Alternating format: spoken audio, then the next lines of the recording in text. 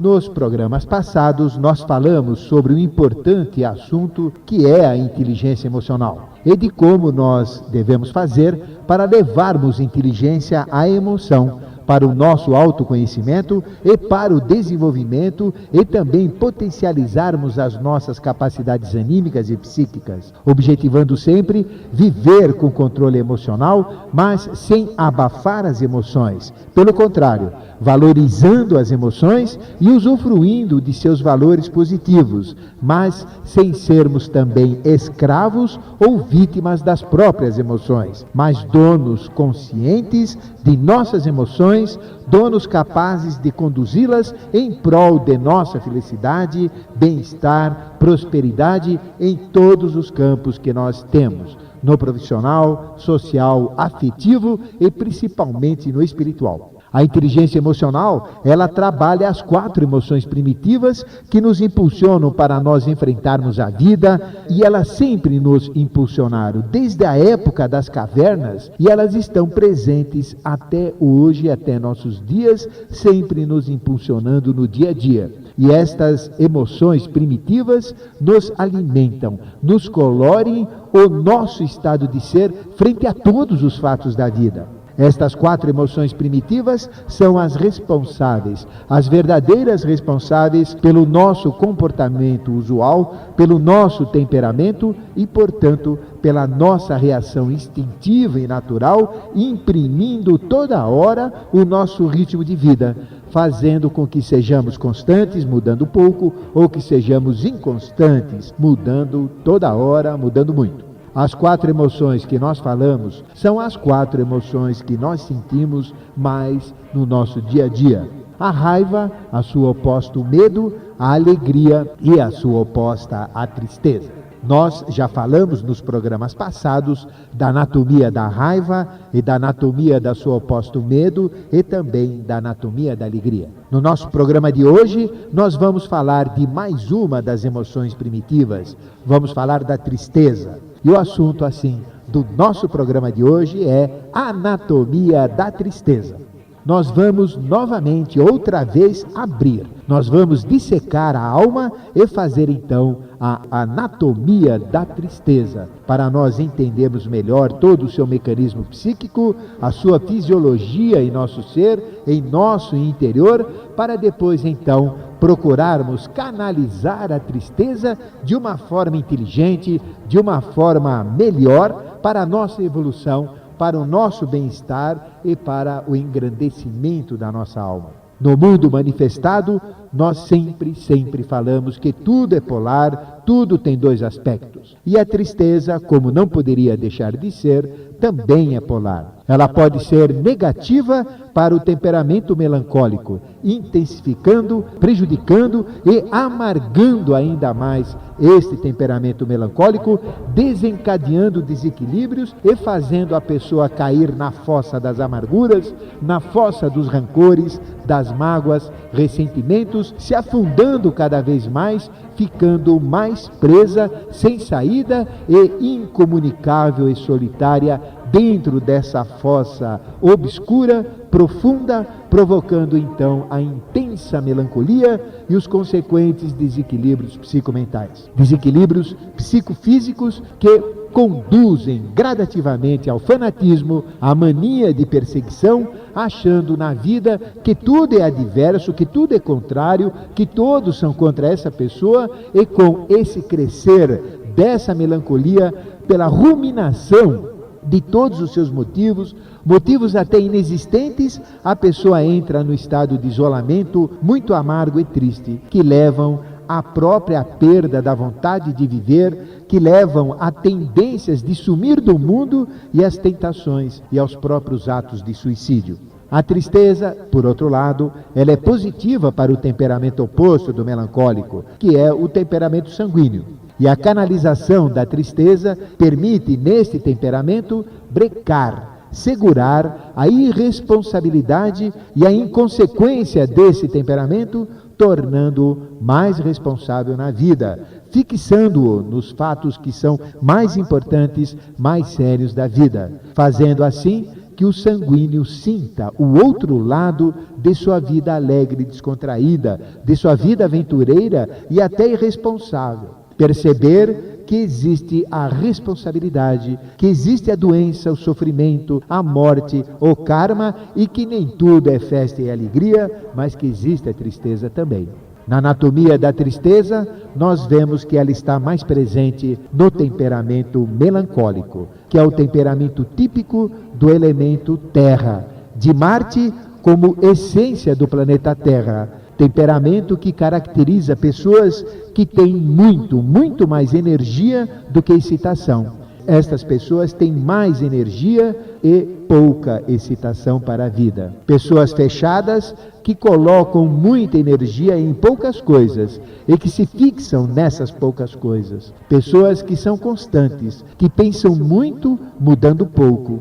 Pessoas introspectivas, reservadas, que não se arriscam sem antes envolver aos outros, são detalhistas e que sempre colocam dificuldades em tudo, em todos os questionamentos, com inúmeros argumentos negativos. Pessoas que têm os pés no chão, mas muito presos. Pessoas sérias que se fixam em poucas coisas, que estão sempre observando aquilo que os outros fazem, são vigilantes, pessoas de aparência sofredora que vivem com pouquíssimos, raros amigos, que não mudam de fisionomia, sempre fechados, que não mudam de casa, que não mudam de empregos nem de interesses. Pessoas que se fixam, que vivem no passado de recordações, de ressentimentos, que guardam mágoas, que guardam coisas que lembram o passado. Mas pessoas também que não vivem o presente, que pode ser vivido, mas que vivem o passado, que não mais pode ser vivido. Pessoas que perdem tempo de vida prendendo-se ao passado. Pessoas ligadas ao passado, aos acontecimentos do passado. Os melancólicos usam sempre interjeições quando falam. Ui, ai, não sei. Como, por exemplo, a gente pergunta para o melancólico, você vai naquela festa? Ah, não sei. Quem vai? Onde é? Quando é? Quanto custa? Será que vale a pena? Muito diferente de pessoas sanguíneas. Quando a gente pergunta, você vai na festa? Ele responde, oba, legal, vamos nessa, tô lá. Pessoas que na matemática da vida usam da subtração, usam sempre o negativo. Pessoas que se menosprezam, que se diminuem e que também diminuem aos outros para diminuir empregos, oportunidades, amizades, amores, experiências, curiosidades, interesses. Pessoas que têm a melancolia da idade madura, onde aquilo que foi projetado no impulso da adolescência não é mais exatamente como foi imaginado ou projetado. A profissão não é aquela que esperava. O marido ou a mulher não é a mesma, vira um bruxo, vira uma bruxa. Os pais, o país, a própria pátria, a vida não são os mesmos, pois ele não vive o presente. Ele se fixa sempre no passado. São desanimadas, sem interesse, vivem sérias e agem de forma repetitiva. Pessoas que têm sabor amargo, que buscam sujidades, que buscam insetos na comida, que acham que os alimentos passaram do ponto, ou então que farão mal para isso ou para aquilo. E pessoas que comem sem prazer, aumentando ainda mais o fel da bilis em sua digestão. Pessoas amargas, pessoas que se ligam ao elemento terra, pessoas que sentem as influências climáticas, que sentem dores quando, por exemplo, muda o tempo, quando vai chover, ela sente falta de ar, mal-estar com a mudança do tempo. Pessoas que envelhecem muito cedo do que a maioria, do que os outros. Pessoas que têm mechas de cabelo branco desde jovens. Crianças que a gente olha que tem cabeça grande e cara de adulto. A gente não tem expressões de criança. Eles se mostram adultos muito cedo. Pessoas que pensam muito. E o elemento terra faz com que acumulem terra em seu metabolismo físico. Pessoas que têm pedras na bexiga, pedras na vesícula, pedras no fígado, calcificações nas articulações. Pessoas ossudas com esqueleto grande, pesado, marcante. O elemento terra, ele as torna pesadas, imutáveis, presas aos ritmos da terra, constantes e pensativas, se fixando nas coisas e dando muita importância aos problemas, o que leva a um grau maior de responsabilidade, de comprometimento. Pessoas que se ligam às cores sem vida, às cores sérias, como as cores azul, cinza e a cor negra. Pessoas que se fixam no reino mineral, tornando-as apáticas e sem vida, não sociáveis, pouco comunicativas e isoladas dos acontecimentos envolvendo pessoas, envolvendo alegria, felicidade, como por exemplo em reuniões, festas, bailes e outras tantas. Pessoas que não saem de casa, que a sua energia excessiva em poucas coisas, em ambientes fechados, cria então um clima pesado e triste, remoendo fatos, ruminando situações do passado, atormentando, azucrinando o ambiente com muitos argumentos sobre poucas coisas e assuntos sem graça e até repetitivos. Isto cria uma condição onde cada vez aumenta mais a melancolia, a tristeza, as mágoas, e o melancólico deixa então de viver, de aproveitar a beleza e a felicidade da vida. Ele curte a sua fossa então na bebida. Os homens apelam para a cachaça, e a sua tristeza o amarra na revolta, nas desavenças, e o estimula apenas para coisas ruins e maus pensamentos, como por exemplo pensamentos de ódio, vingança, de morte e de suicídio. As mãos do melancólico são secas, ásperas, dão aquele comprimento incômodo que arranha, que não encaixa, ou então aquele chato que pega na ponta dos dedos, totalmente ruim para a gente cumprimentar. E mostram nesse comprimento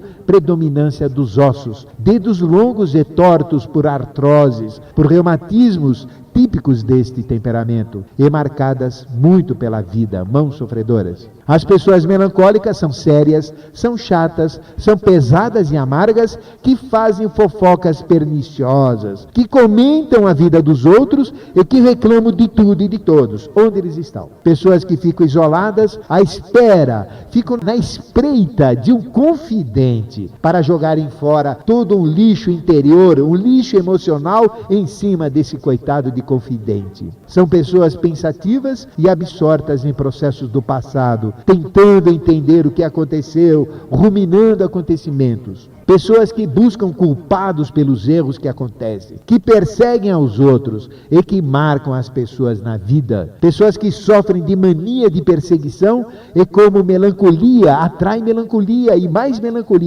ainda melancolia, isto cria confusão mental, parte-se para a depressão, distúrbios mentais que em estados extremos levam ao manicômio como loucos que sofrem de mania de perseguição, loucos fanáticos que provocam terrorismos. Sim, um terrorista é um fanático, é aquele que morre em prol às vezes de uma besteira, de algo errôneo, e leva também ao estado de loucura suicida. Na anatomia da tristeza, quem tem temperamento melancólico, na maioria dos casos ele é um tipo alto, magro, ossudo, pode ser homem ou mulher, tanto faz, criança ou adulto, predominando sempre o esqueleto. Ele é arqueado para a frente ou arqueado para o lado, cabisbaixo, sério, semblante triste e com linhas que mostram sofrimento. É introvertido, sombrio, triste, taciturno, magoado, aborrecido, pensativo, nervoso internamente, melancólico, cismado,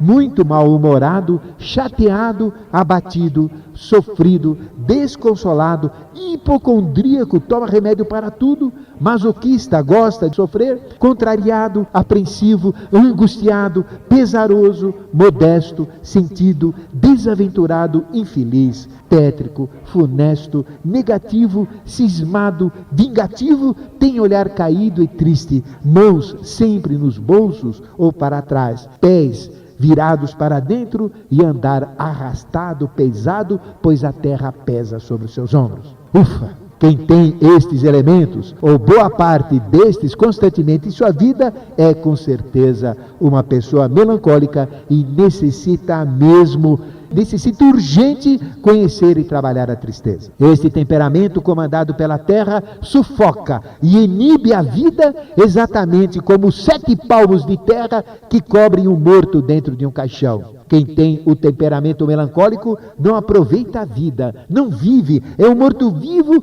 dentro de um ostracismo, dentro de um caixão de uma vida introspectiva que o impede de desfrutar da vida fora da terra, fora do seu enclausuramento psíquico. Ele morre aos poucos, se degenera sem ar, sem vida exterior. O ar que por si só se expande, que tem que ser livre para alimentar a vida lá fora e que tem que estar sempre por cima da terra e se movimentar livremente como brisas, como ventos livres, em busca da excitação da vida, em busca do conhecimento exterior do mundo e das pessoas. Este é o ponto. O elemento ar, ele é necessário para soltar, para livrar do caixão de sua introspecção, do caixão que faz de sua casa, pois não sai de casa, ele é caseiro, do caixão onde guarda suas mágoas, ressentimentos, para uma vida exterior, mais rica, arejada, com impulsos do temperamento oposto, que é o temperamento sanguíneo. A tristeza é a falta de alegria, é um estado de abatimento, consternação, aflição e mágoa.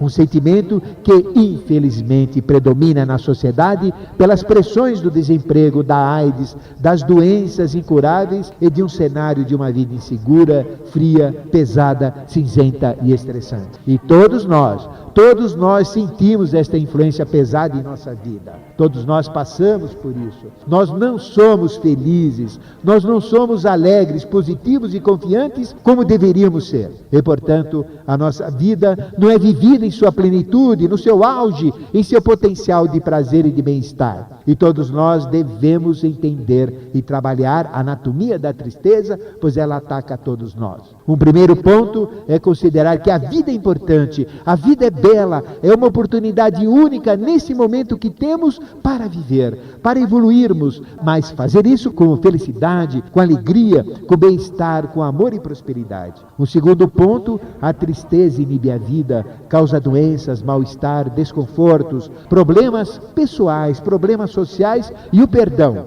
A prática da carúnia é a ferramenta, então, que nós temos para nos livrar das amarras do ressentimento, das mágoas e dos karmas passados. Um terceiro ponto é nós buscarmos a alegria verdadeira como efeito de uma felicidade suprema e nunca a falsa alegria forçada decorrente de bebidas, drogas, farras e fugas de responsabilidades. Buscar a alegria espontânea que emana da natureza do nosso ser, uma alegria pura, sincera, verdadeira, sublime, que enaltece a nossa alma e que nos leva à verdadeira e perene felicidade. Buscar a alegria de ajudar ao próximo, de um amor verdadeiro, de um amor retribuído, alegria que emana da fé, da caridade, alegria que nos é doada por Deus, pela espiritualidade, através de uma paz interior e também exterior. E entendendo a anatomia da tristeza, o melancólico, ou aquele que sofrer a influência da melancolia, pode usar a sua intervenção inteligente para dominar a tristeza e a canalizar em seu benefício, evitando prejuízos em sua saúde física e psíquica. E usar a inteligência emocional para evitar que a tristeza não prejudique e que a sua introspecção melancólica seja conduzida a valorizar a vida e a viver dignamente e feliz cada momento de sua vida. Usar a alegria para sair do seu ostracismo, de seu fechamento e perdoar a tudo e a todos. E para o sanguíneo também, canalizar a tristeza para dar mais valor, mais responsabilidade em seus relacionamentos, para assegurar o seu impulso aventureiro, seus excessos, pela valorização da tristeza como equilibradora de seus excessos de alegria falsa, de alegria perniciosa. Querido e querido ouvinte, qual será o mecanismo da anatomia da tristeza? Como será que nós conseguiremos controlar essa tristeza? Usar a tristeza para brecar impulsos descontrolados do sanguíneo? Por que será que a tristeza causa doenças graves, como por exemplo o câncer? Então, pense nisso, não fique triste, ele traz doenças graves. Por que a tristeza influi em quem busca a espiritualidade? Qual é o ponto de equilíbrio entre tristeza e alegria? Quais são os signos tipicamente tristes, ligados à melancolia? Quais são os seus números? O que é tristeza pura, tristeza ligada à cólera, tristeza ligada ao medo? Quais são os perigos de uma tristeza descontrolada? Como que alguém melancólico pode controlar inteligentemente a sua tristeza, transmutá-la em alegria? Quais são as intervenções inteligentes? Qual é a alimentação ideal para controlar a tristeza, para mudá-la? Quais são os perigos físicos, desequilíbrios mentais relacionados à tristeza? Como fazer, como entender, como usar a inteligência emocional para dominar, sair da tristeza? Professor, olha só, essa primeira parte do programa foi só para esses esclarecimentos importantes. Embora hoje seja carnaval, nós temos que buscar dentro desse tema de hoje a alegria necessária, não é isso, professor? Exatamente. Bem, acredito que seja possível atender um ouvinte que está na linha. Alô? Alô? Como vai a senhora? Geni de Guarulhos que está falando? Geni? Isso. Ah, pois não, Geni. Como vai? Tudo bem. Tudo em ordem? Qual é a sua pergunta, professor?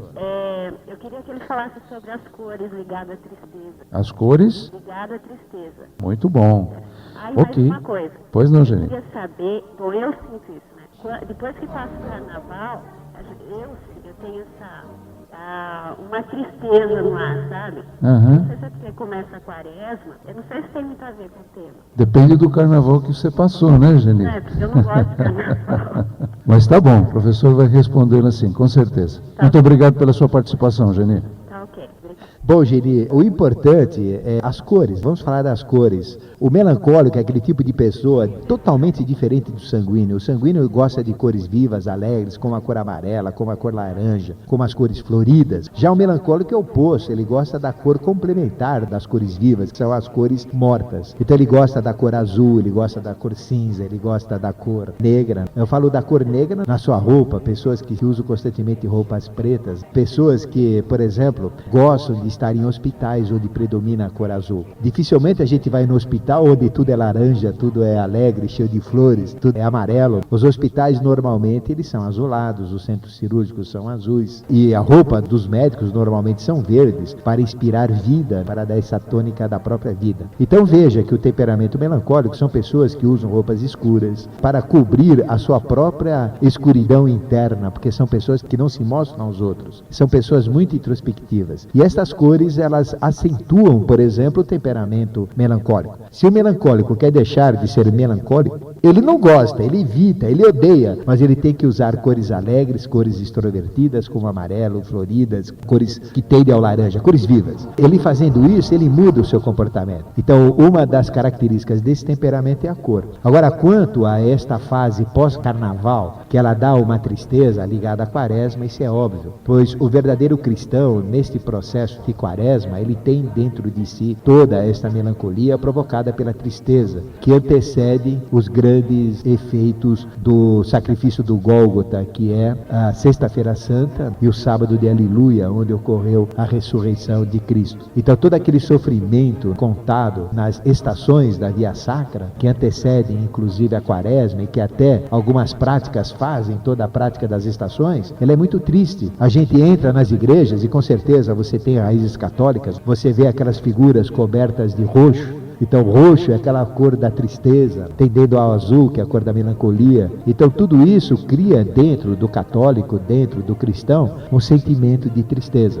Tristeza também para compensar, a partir da quarta-feira de cinzas, onde nós recebemos as cinzas, pelos pecados cometidos, pelas extravagâncias do carnaval, ou da carnevale, vale a carne, vale tudo, que não é bem realidade, pois o karma não se ausenta no carnaval. Os erros que a gente comete no carnaval, através de droga, de bebida, de pilantragem e de exacerbos sexuais, isso tudo gera um karma, lógico que gera. E a partir da quarta-feira de cinza, quando acaba o carnaval, então vem o arrependimento, vem a mágoa, vem a tristeza. A gente vê que aquela alegria que nós sentimos não foi uma alegria verdadeira, mas foi uma alegria provocada, falsa, por uma questão apenas de época. Então, um grande abraço a você e obrigado pela sua participação. Vamos dar continuidade então ao nosso tema de hoje e temos mais um ouvinte na linha. Alô?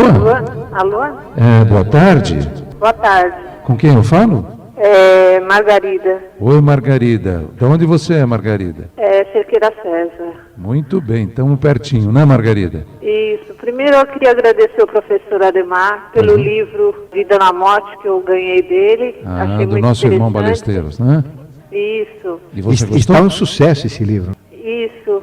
E depois eu queria saber também, eu sou meio melancólica, Não, então você não queria saber, você quer saber. gostaria de saber se tem uma mistura, porque eu não sinto assim puramente melancólica. Se existe uma mistura de outro tipo de temperamentos. De temperamento.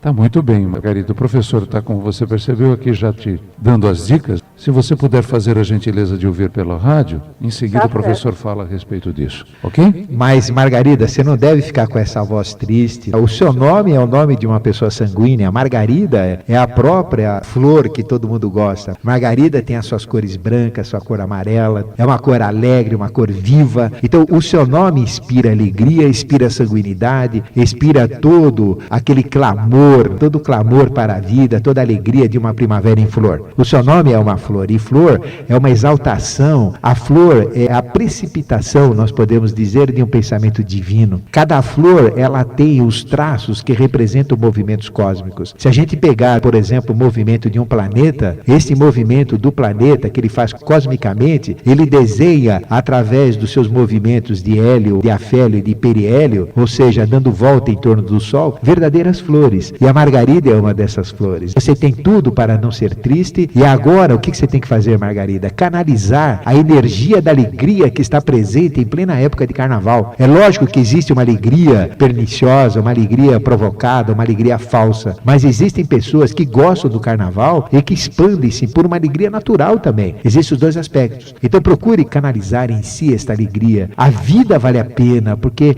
veja só que coisa linda. A pessoa que é melancólica, a pessoa que é triste, que fica com ressentimentos, com mágoas, que guarda rancores, tem que perdoar aos outros, porque perdoando aos outros, ela se livra dessas amarras. Porque se a pessoa fica presa com mágoa, não perdoando as demais pessoas, se ressentindo daquilo que foi feito com essas pessoas, isso causa mal-estar, causa tristeza, a pessoa não vive. Margarida, solte-se, ame a vida, vale a pena, jogue fora a tristeza, procure pessoas alegres, vá assistir filmes agradáveis, vá num baile, convide o seu namorado, o seu marido, os seus filhos, seja lá as pessoas do seu relacionamento, e vá buscar a vida, saia, use roupas alegres, procure viver, porque cada minuto que você fica na mágoa, que você fica recordando coisas do passado, você não vive o presente, você não vive o momento atual. Então busque isso, e a sua vida será muito melhor. Você vai chegar uma hora que você fala, puxa, Margarida, como eu fiz besteira de ficar triste, de não viver, quanta vida eu perdi. Solte-se, Margarida, seja feliz e use tudo que a gente falou como tristeza para o autoconhecimento e para potencializar a sua vida.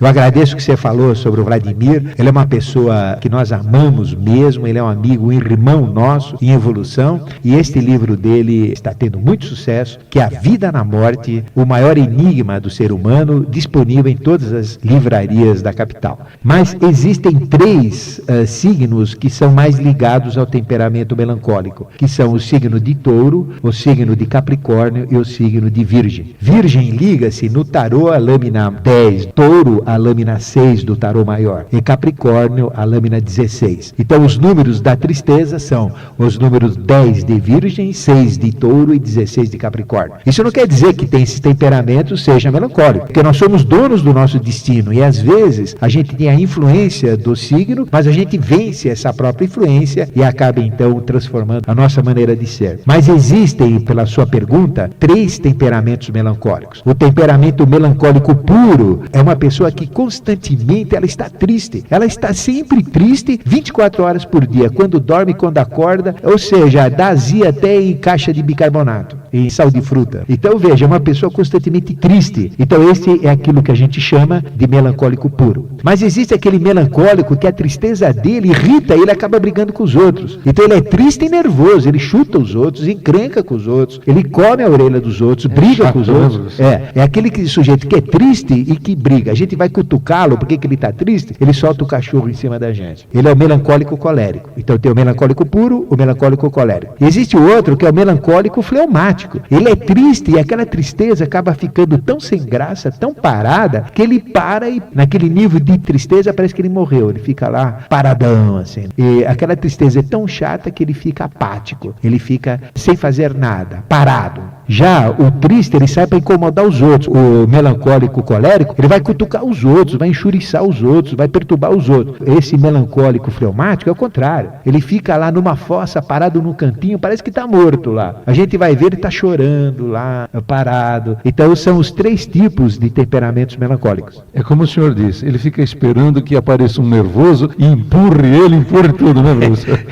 Exatamente. Muito obrigado pela sua participação, Margarida. E olha, valorize o nome que você tem. Vale a pena. Muito bom, Margarida. Vamos lá, vamos trocar de cor de roupa, penteado e vamos em frente. Temos mais um ouvinte na linha. Alô?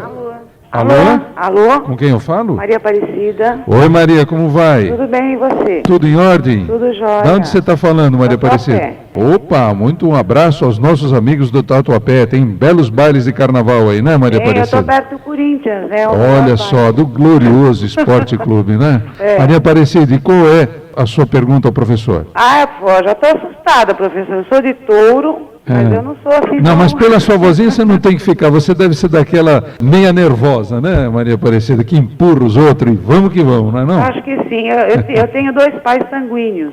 Opa, que felicidade, hein? Um é bem responsável. E outro não. A minha mãe é capaz de ir num velório toda de amarelo e flor vermelha. Típico.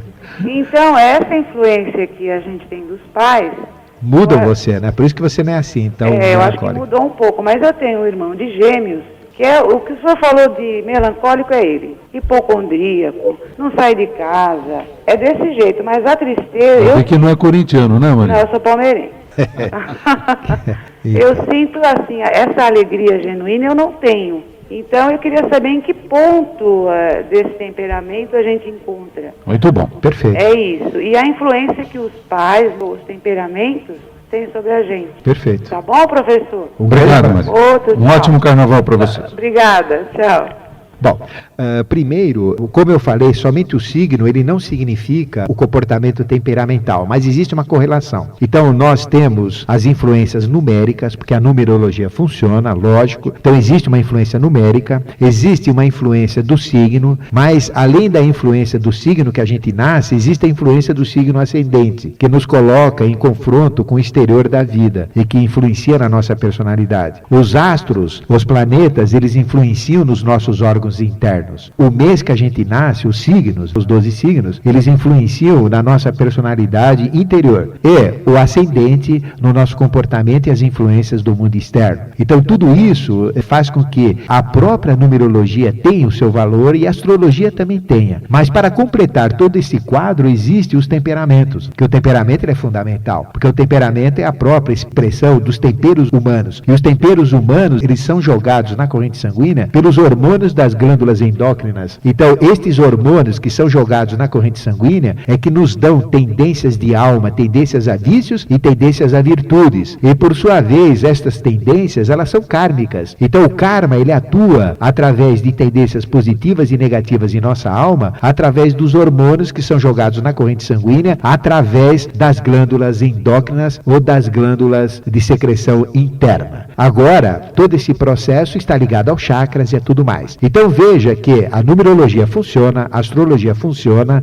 e os temperamentos funcionam. Mas todas estas 3 técnicas, elas têm que ser integradas. A gente não pode usar uma só como regra geral. Por exemplo, 2 gêmeos nascem na mesma hora, nos mesmos pais, no mesmo local, com diferença de meio minuto, 1 minuto. Eles crescem e são totalmente diferentes. Aí você falou, a educação como é que fica? A educação é a mesma, com os 2 filhos são iguais. Eles deveriam ser iguais, mas não são. Quando eles crescem, eles são diferentes. Um é colérico, o outro é melancólico. Um é sanguíneo, o outro é fleumático, por exemplo. Por quê? Por causa de valores evolutivos de alma relacionados a posições passadas. Mas agora, se a gente falar pela astrologia, não funciona. A astrologia é falsa. Não é que é falsa, é que existe a influência temperamental ligada à astrologia também. Ela funciona, mas tem que analisar também os temperamentos. Uma análise completa envolve numerologia, envolve astrologia e envolve temperamentos, principalmente temperamentos, que representa 50%, 60% do processo total. Então, muito obrigado pela sua participação. Agora, quanto à influência dos pais, é lógico, se eu sou filho de pais sanguíneos e meu temperamento é melancólico, eu não vou ser melancólico, porque eu aprendi a viver de uma forma sanguínea. Então é uma autoeducação. E quando os nossos pais têm temperamento diferente dos nossos, a gente cresce com isso, porque a gente recebe a influência dos pais. Um grande abraço a você e obrigado pela sua participação. Vamos ao término do programa, né, professor? Sua mensagem final.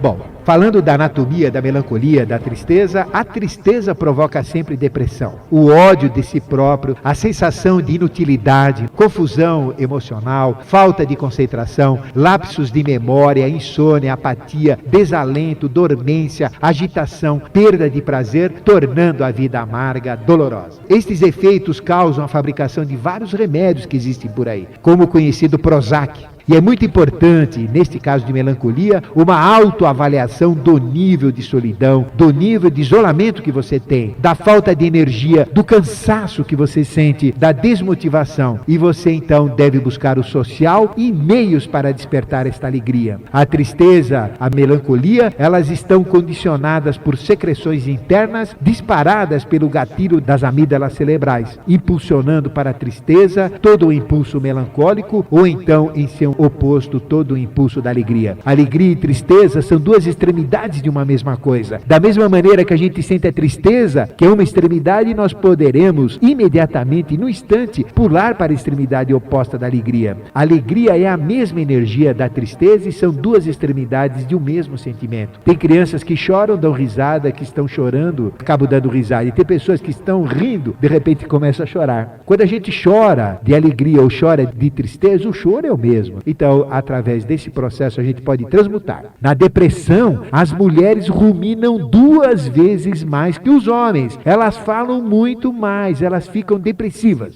E os homens, então, ao contrário, em vez de ruminarem, de reclamarem, falando pelos cotovelos, os homens apelam para o condenado alcoolismo. Existe, então, a condição de imperturbabilidade, que é uma negação otimista, uma dissociação positiva, mas que prejudica a inteligência emocional. A pessoa fica imperturbável, mas se prejudica. Então, o que você deve fazer? Primeiro, contestar os pensamentos que causam melancolia, questionar a validade. Por que eu estou triste? Por causa dessa porcaria. Existe coisa muito mais importante disso que me deixa triste. Pense nisso. Depois, segundo, avaliar os prejuízos que a tristeza traz. Prejuízos na sua saúde, desgastes, cansaço, desmotivação e o mau aproveitamento da vida. Não vale nunca a pena ficar triste. Saia dessa. Depois, terceiro, programar atividades daquilo que você gosta, fazer aquilo que você ama, que você gosta, ir no cinema, viver de uma forma alegre para neutralizar a tristeza. Quarto, ajudar a quem necessita. Quando você ajuda alguém que está pior do que você se sente melhor e você deixa de ser triste. E quinto, buscar um conforto espiritual na religião que você segue, na filosofia que você segue e ouvindo a sua Rádio Mundial, acreditando na vida, porque a Rádio Mundial é a expressão da alegria. Bom, nós temos que encerrar o nosso programa. Eu me despeço de vocês. Tchau, gente!